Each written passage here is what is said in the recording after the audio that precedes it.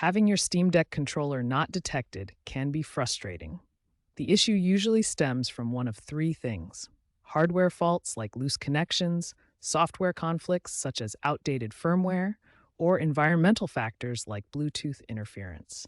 This video will guide you through troubleshooting these common causes. First, try the simplest solutions.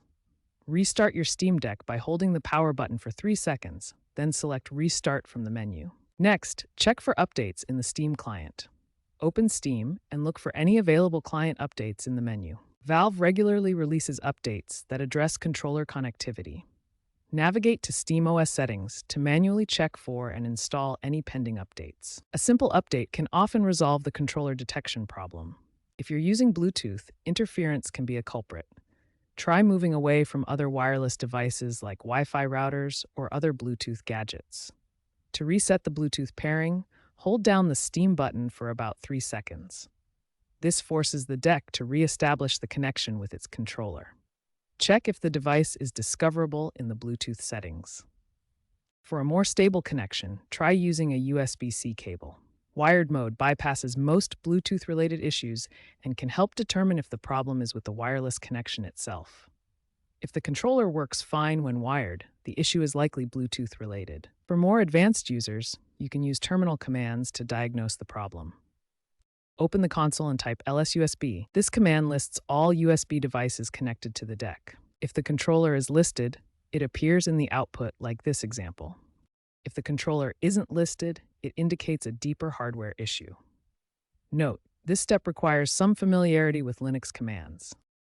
If software solutions don't resolve the controller detection issue, the problem may be hardware-related.